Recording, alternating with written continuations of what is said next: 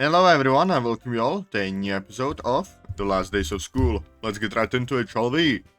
That's gonna be the most sad thing I've ever heard. What's that supposed to mean? Just that you somehow managed to make everything fun even when it's technically at someone else's expense. Hey, I wanna love when they alive first. Right, I'm sure that's how it goes. Before she can protest, that tickle in my throat flares up again. Not now, not in front of Sarah again. I press my lips together, trying to will it away, but my body betrays me. A rough cough forces its way out, making my shoulders tense. I clear my throat quickly, forcing myself to sit up straight like nothing happened.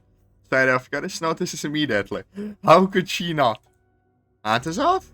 Her usual cheerful tone is replaced by something softer, more concerned. I glance at her, finding her watching me with knitted brows.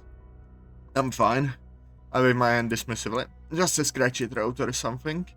Sadie doesn't look convinced. Are you sure? You're kinda coughing earlier too, and now it seems to have gotten worse. She tells her that, eyes scanning me like she's trying to see through me. Stay positive, Sadie, it's nothing. She puffs out her cheeks, clearly not satisfied, but before she can push further. Alright everyone, that's it for today. Sadie and I both turn toward Monika as she claps her hands together. It was really nice seeing everyone's poetry again, and I hope you all enjoyed chatting as much as I did. Natsuki stretches her arms off her head, looking relieved. Natsuki! Yeah, it was kind of fun, I guess. Yuri over at the bookshelf nods quietly. I appreciated the opportunity. Monika smiles. I'm glad to hear that. Let's wrap things up here then. As the others begin gathering their things, I glance back at her. Oh my god. She gives me a bright and true smile. I don't want this moment to end just yet.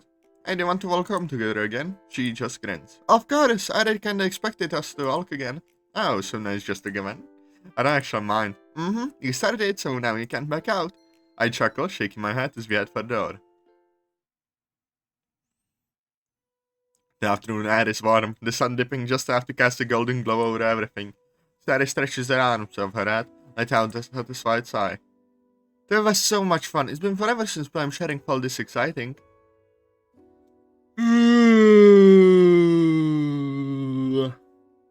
Maybe that's because we haven't shared it over 2 years. I'm just messing with you. But yeah, it was definitely a good one. I glanced at her out the corner of my eye. She's practically bouncing with each step. Her energy is still overflowing, even after a long day. And the rest of the week is only gonna get better, huh? Yep, so you better not slack off with your next poem. Me. Slacking off? Never. Sarah giggles. That's what I want to hear. Jesus, that voice crack, bloody hell. As we near our houses, the conversation slows, but the comfortable atmosphere remains. Another day down, and a step closer to, that scratch in my throat flares up again. I force myself to slow down. I'm fine, probably. Hopefully. I can't get sick, not now. When I finally have a genuine chance with Sarah. I sit at my desk, tapping my pencil against the paper. Today was incredible. Sarah loved my poem. She really loved it. I smiled to myself as I started writing. Let's just hope Atazoth doesn't start seeing any wolf or a deer imagery with his coughs. The words come easier this time, maybe because I know exactly what I'm writing for. A poem just for her. Before I know it, I'm sorry, I'm very tired. I just woke up. I glance over it once, a satisfied warmth filling my chest. Tomorrow's going to be even better. I set my pencil down, crawl into bed, and close my eyes. Morning light filters through my curtains, and I wake up with a sense of anticipation buzzing through me. Today's the day. Yesterday with Sarah, it felt so right. I can't help but grin as I think out how flustered she got over my poem. It's like things are finally falling into place. But then, that familiar tickle in my throat turns to a rough, hacking cough. My chest feels tight, and my head spinning. No. Seriously? Fucking tuberculosis. You're a good man, Atazoth. But there will be no Tahiti for you. No more plans. I sit up slowly, rubbing my temples, trying to push away the dizziness creeping in. This is nothing, just a bad morning. I'll get up, get moving, and it'll pass. But the second I try to stand, the world tilts sideways, and I have to catch myself on the bedpost. I feel good. I sit back down, resting my head in my hands. There's no way I'm gonna make it to school like this.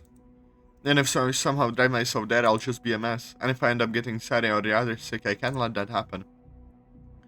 My hands tighten into face frustrations building up in my chest. I really don't want to do this. I had the thought of missing out, but as I let myself fall back onto the bed, feel my energy drain away. I stared at the ceiling, my thoughts racing. I could just push through it. Maybe once I'm up and moving, it won't feel so bad. Besides, Sari's expecting me, and I really wanted to see her again today. But then again, what if it gets worse while I'm at school? If it even can get worse than this? What if I end up just being a burden on everyone? And the last thing I want to do is get everyone else sick. Especially her. But I've come this far, I can't just give up now. After everything has been going so well, it just feels wrong to just lie here. But pushing myself might just make me worse. This decision is hard. Okay, more decisions. Why is it gold? Last time the Sari option was gold, so I think that's the right call. Yeah. I stared at the ceiling, the pain in my body still probably like a heartbeat. Who am I kidding? There's no way I'm making it to school. Now I try how much I'd like to see Sarah again. The thought of draining myself to this by pushing through the pain just to go to school seems laughable now. My body is telling me no in every possible way. I let out a frustrated sigh, sinking deeper into the comfort of the bed. I know I can't keep pretending like this isn't happening. I close my eyes, trying to shut out the growing sense of defeat. But if I take it easy now, maybe I'll be up and running tomorrow. That's all I can hope for. Sleep. Yeah, I need sleep. I slowly open my eyes. The grogginess of sleep sliding over me. My head aches, but it's a dull throb now instead of the sharp pain from earlier. My body feels a little lighter, though I can still feel the weakness weighing me down. I shift in bed, testing my strength. The effort is as exhausting as before, and my legs hold up. But I know I'm not ready to push myself yet. I have my eyes, a low groan escaping me as I sit up. Maybe staying home was the right call after all. As much as I hated admitting it earlier, I can't deny that resting today has left. I glance at the clock. It's well into the day now. I try to shake off the fog in my head when my phone buzzes on the nightstand. Sorry? I sent swipe to answer. Not really sure how much energy I have to conversate right now. Hey Atazoth, where have you been? I've been trying to reach you all day.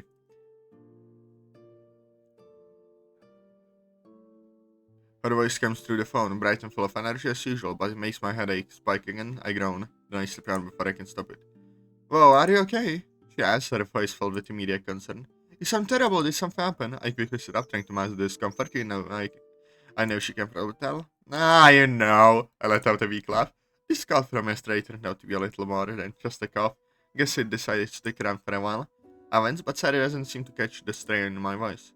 No, you should have told me earlier. But don't you worry, I'm still at the club right now, but I'll come over as soon as I can. I'll take care of you until you feel better, okay? I close my eyes, already feeling the weight of the argument I know is coming. Sorry, I really shouldn't come over, I don't want to get you sick too. Don't be silly, she replies, her voice stubborn but gentle. I'm not gonna let you stay there all alone. Besides, I'll be careful and I'll take care of everything. Everything will be alright. But you don't know what I've got, you might end up catching it too, and I can't let you get sick because of me. I'm not worried about that. You're more important to me and I won't leave you alone when you're feeling like this. I can't help but smile at her determination, but I know there's no reason with her once she sets her mind on something. Sorry, I don't know. Are you really sure? Yes, I'm sure. There's no change in my mind. I'll be there as soon as I can, don't worry. I can tell from her tone that no matter what I say, there's no change in it now. She's coming over, whether I like it or not. Alright, just be careful, okay? Alright, I'll promise. I'll see you soon. Where did alright come from? I don't fucking know. The call ends and I sink back into the bed with a sigh. Sarah's worrying about me, even though I know I should probably rest. Part of me is glad she's coming over. Looks like I'll be spending the day with Sarah after all. I'm jealous. The sound of the doorbell rings through the haze of my sleep, pulling me out to the warmth of my blanket. For a moment, I don't know where I am. My head feels foggy and my body aches over, but the doorbell keeps ringing instant sharp. Must be Sarah. The thought hits me almost immediately. I didn't expect her so soon, but it makes sense she'd say she'd be quick. I groan quietly, lifting my head from the pillow, my body protests. Every muscle aching has been through a battle. I feel sluggish, but I know I can't ignore her. I force myself to sit up, winking the sleep away, and instantly regret it as the pounding headache comes rushing back. Everything feels out of place. This time, my limbs are heavy as I push myself to stand. I take a deep breath, steady myself against the bedpost before stumbling to my feet. The dizziness is overwhelming, but I can't just leave her standing in the door. I make my way downstairs slowly, drain my feet The ringing persists each time, stabbing me twice. Help. Until I reach the door. When I open it, Sayori stands there. Her usual bright energy radiating. By default, there is the moment she sees me. Her eyes widen in shock, and her smile falters for just a split second before the concern fully takes its place. Atazoth! Wow, you look way worse than you sounded over the phone. I try to smile, but it comes out more like a grimace. I've been trying to brush it off all day, but staying here now, with her see me like this, is harder than I thought. It's just a cough, really. I step back to let her in, but though my legs still feel like Jonah. Come on, and I don't want you staying down there in the cold. She hesitates for a moment, her gaze lingering on me with obvious worry. But she steps inside, a closed door behind her, leaning against the wall for support. You should have stayed in bed. I was just needing to get minute to get up. I'm fine. She doesn't look convinced. I'm pretty sure she sees right through the fake smile on my face. But instead of pushing further, she simply nods and follows me into the living room. I'm sure she doesn't want to grab me too much, but I can see how worried she is, even if she's trying to hide it. Are you sure you're okay? You don't look like you are. Yeah, I'm fine, really. Her gaze softens, but she doesn't say anything more. I can tell she's not going to let this slide. You don't look fine. I'm gonna make sure you feel okay. You bloody hell, read that is off! I'm going to make sure you feel better, okay? You don't have to worry about a thing. I'll take care of everything. I want to argue, but I can barely keep my eyes open as it is. I don't argue. I'm too tired. Alright, Atazoth, you just sit on the couch and rest, okay? I've got a surprise for you. I blink, still trying to shake off the exhaustion. A surprise? What kind of surprise? Sayori hesitates, fidgeting with the hem of her shirt. Well, it's just something I thought might make you feel better. She's dodging the point like she's not sure how to say it. I raise an eyebrow. Sorry, you're talking in circles. Just spit out, alright? Okay. She takes a deep breath, puffing at her chest like she's sucking on a summer. I'm gonna cook for you. I hear that right? You're gonna cook. Mm-hmm. She nods eagerly, her eyes sparkling with determination. Did you bring anything to cook with? She pauses and gives a sheepish grin. No, I didn't really think that far ahead, but it's fine. I'll just use whatever you have in your kitchen. Something about that makes me uneasy when I'm too tired to argue. Just don't burn the house down, alright? Hey, have a little faith in me. She paused, but the determination on her face doesn't waver. It's unlikely that the same mistake happens twice. What? Nothing. Just relax and maybe get some more sleep. You already sleep a lot, but it looks like you could still use it. I doubt a low chuckle. She's probably right.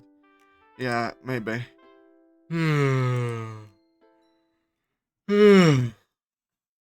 I drift back into a light sleep. Sayori's face appears in my mind, her smile, her laughter. The carefree joy that always seems to follow her. It's peaceful, and for a brief moment everything feels right, but then there is noise. First, it's nothing more than a distant sound. Something I can easily ignore. The faint clinking of somewhere in the kitchen, maybe. I let myself relax again. But soon, the noise comes a little louder. This time, a little more frantic. What is that? It sounds like Sayori, her voice. My usual chirper tone. There is something off about it. I try to focus on her, but the dream shifts, warping into something more unsettling. Noise, the tension is all blending together, pulling me out of my peaceful state. I hear now, struggling, panic. I want to tell myself that it's just a dream. I try to push through, but I can't help the growing knock in my chest. Something's wrong. I hear a voice, louder this time, more frantic. What's going on? I want to go to help her, but no matter how I try, I can't get out of the dream. Everything is slipping away, fading. I'm helpless to stop it. So I'm shot away by a scream. A real scream. Sorry, scream. I should have my head still spinning as they try to piece together what should happen. The grogginess doesn't matter anymore. My heart is powdered. I'm on my feet before I even know what I'm doing. Sorry! I showed my voice coming out raw in panic. I stumbled towards the kitchen every step having, but I can't move fast enough. When I reach the doorway, I find her standing there, frozen eyes wide in shock. The pen she was using is engulfed in place, licking at the air, and my chest tightens. I don't even think. Just act. I grab the blanket from the couch and rush forward. The heat is intense, but I don't hesitate. With one quick motion, I throw the blanket over the flames, smothering them. There is sputters and ice, and we only smell of burnt food and smoke in the air. My breath is ragged. I glance back at Sayori, still standing there, her face pale, her expression lost in shock.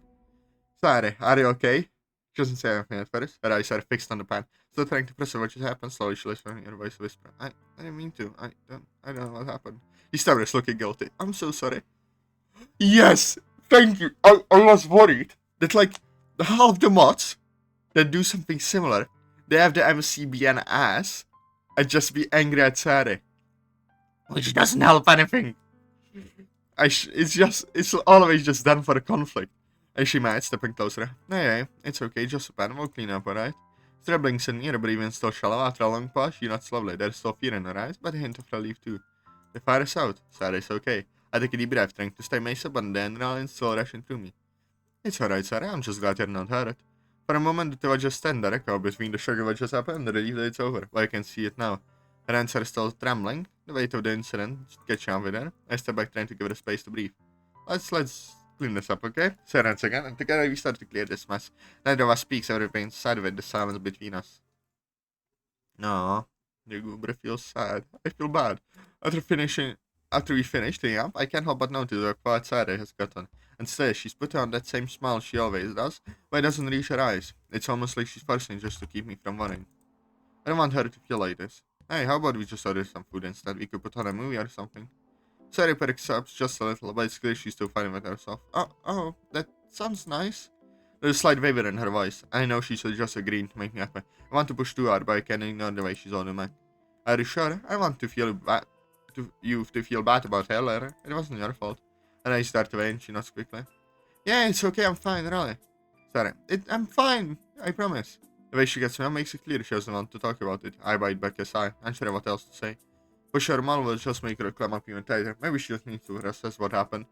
I'll give it to her if that's what she needs. I pull out my phone and browse through usual take-out places. I settle on something simple. Just some comfort food that I know Sarah likes. As I place the other, I can't help but glance over at her.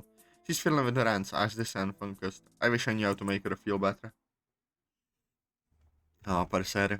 There's a knock at the door. I can already tell it's the delivery. I get from the couch, giving Sarah a reassuring smile before heading to the door. We didn't talk this entire time, and I hope this can maybe help her calm down. I don't know, I guess I hope it can help her in general. As much as a bit of a food can do that anyway. When I come back, Sarah says loud with a hint of curiosity. What do you get us? You'll see. She pauses a little, but there's a spark of interest behind it. Maybe this will cheer her up a bit. How about we take this upstairs? You can eat while watching on my TV. Upstairs in your room? Yeah, that's okay. She hesitates for a second before nodding, her cheeks tinge pink. Yeah, that sounds nice. Oh, there, sorry. Don't think he'll do something, he's weak. He would probably die if he tried something. I lead the way up, glancing the takeout bag as Sarah falls behind. As soon as you step inside, she glances around, and I catch her eyes widening. Wow, it's so clean. I didn't know your room could look like this. Hey, I'm not that messy, she giggles, giving me a playful nudge. You kinda are. At least you are. I guess it's been a while since I've been in here. There's a strange mix of nostalgia and something else in her voice. I set the food on the small table nearby bed, a motion for her to swear as she likes. Make yourself at home. She gives me a small smile and settles on the edge of the bed, her feet lightly kicking back and forth. Even though she's still a little quiet, I can tell she's feeling a bit more comfortable now. I sit down next to Sayori, making sure to leave just a bit of space between us. I start pulling the food out of the bag, trying to make it a little more fun, a little more lighthearted. First, I take out a couple of fries and drink for myself, and I look over at her. Alright, so for me, grab some fries and soda, nothing too special. Just the usual, but for you, Sayori. I pause for a second, watch her face light up in anticipation, looks so much better now that the tension sees that little. I can tell she's curious about what I ordered. Sayori gets a burger. Isn't it Sayori gets a burger reference? Ain't no way. Her eyes widen for a moment, then she laughs, genuine, bright and free. It's the kind of laugh that makes the whole room feel lighter. A burger? You remember it? Of course I did. You always go for a burger when we get takeout. You were never one for the complicated orders. I just love the simplicity of it, plus burgers always taste better from somewhere else. Yeah, I was very excited when we were a little. It's funny, no matter how much time passed, I always came back to the burger.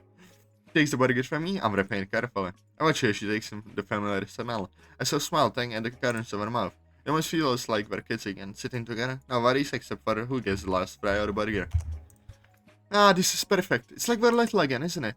Yeah, we used to fight over who got the last burger, I remember that.